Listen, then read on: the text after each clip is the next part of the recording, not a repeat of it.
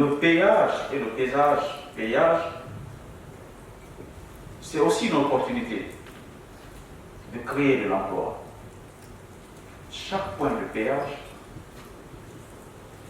c'est de nouveaux emplois créés pour des jeunes, même qui n'ont pas assez de compétences. Pour les jeunes de ces localités, ça les permet de participer aussi à la construction de notre pays, mais aussi à se prendre en charge à travers les emplois qui sont créés. Pour savoir situer le niveau de développement économique d'un pays, ne passez pas par les chemins. Interrogez son réseau routier. Questionnez son système de transport public. Vous allez vous rendre compte si ce pays est développé ou s'il est en voie de développement. La route constitue un élément essentiel de connexion,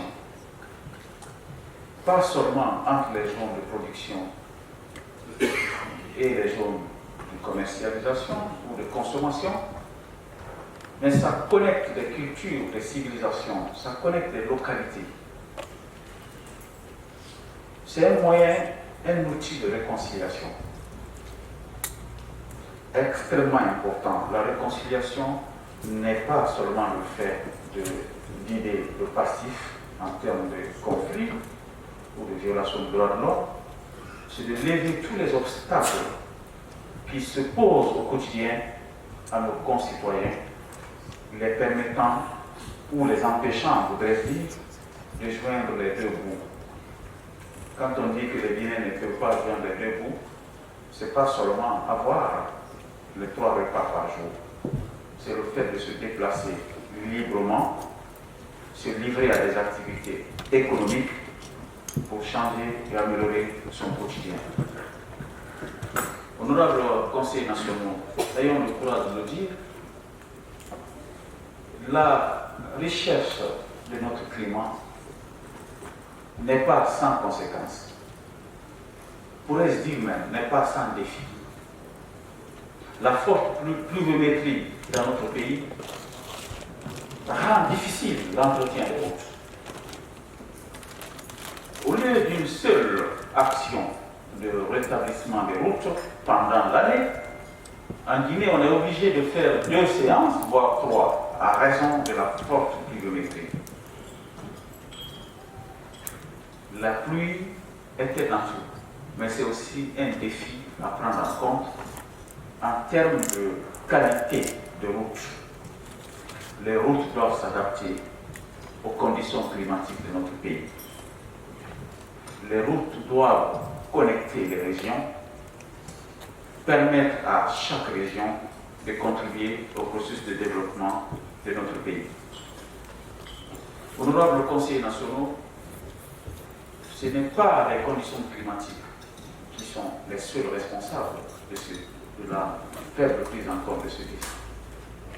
C'est aussi le fait des hommes. Les hommes qui dirigent ces structures qui ont la charge de construire et d'entretenir nos routes. Ce sont aussi l'incivisme sur les routes. Les usagers, les gros camions qui ne respectent aucune norme de poids, qui ne respectent pas le code de la route, massacrent nos routes en longueur de journée. Honorables conseillers nationaux, l'instauration de ce mécanisme de péage et de péage questionne le civisme dans notre pays, mais aussi sanctionne l'incivisme dans notre pays. On parle de peine d'emprisonnement, on parle d'amende. Honorables conseillers nationaux, Monsieur le ministre de l'Urbanisme et de l'Habitat, Mesdames et Messieurs les membres, les hauts cadres de l'administration, distingués invités, cette étape est cruciale. Mais je profite de cette tribune pour m'adresser à l'organe de l'État qui aura la charge de collecter et d'utiliser les ressources mobilisées dans le cadre de la rentabilisation de nos routes. Cet organe doit faire montre de transparence et de redevabilité, mais surtout d'efficacité dans l'utilisation des ressources.